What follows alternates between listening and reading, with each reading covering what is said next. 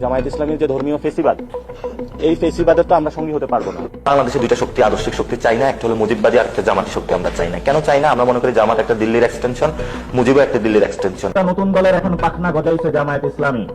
আর গণ অভ্যুত্থানের এখন নতুন চেতনার কথা বলে তারা নতুন ধর্ম ব্যবসা করে জনগণকে বিভ্রান্ত করার চেষ্টা চালাচ্ছে জামায়াত ইসলামী। আমরা 24-এর জেনোসাইডের জন্য যেমন দল হিসাবে আওয়ামী লীগের বিচার চাচ্ছি, 71 সালে যেই সকল দল জেনোসাইডের সাথে সম্পৃক্ত ছিল আমরা তাদের বিচার দাবি করছি।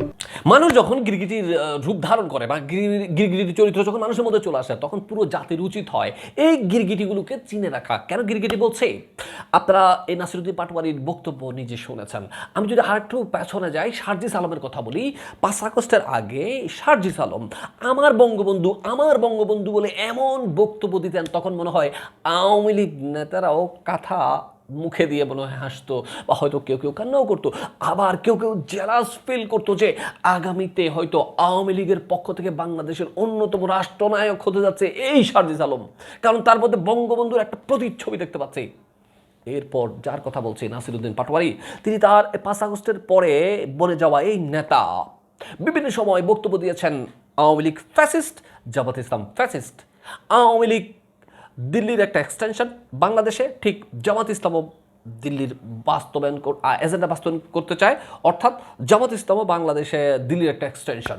তখন বাংলাদেশের মানুষ তাদেরকে বাবা দিয়েছিল। কেন?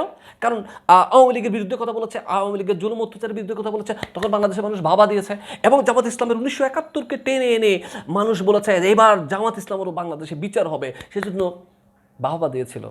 এবং নাসিরুদ্দিন পাটোয়ারি সাহেবের এই বক্তব্য আপনারা শুনেছেন যে জুলাই হত্যাকাণ্ডের জন্য যেভাবে বাংলাদেশে আওয়ামী লীগের বিচার হবে, ঠিক 1971 সালে গণহত্যার জন্য জামাত ইসলামেরও এই বাংলাদেশে আমাদের ভূমিতে বিচার হবে এবং বিচার দাবি করেছেন, সেজন্য সবাই বাহবা দিয়েছে।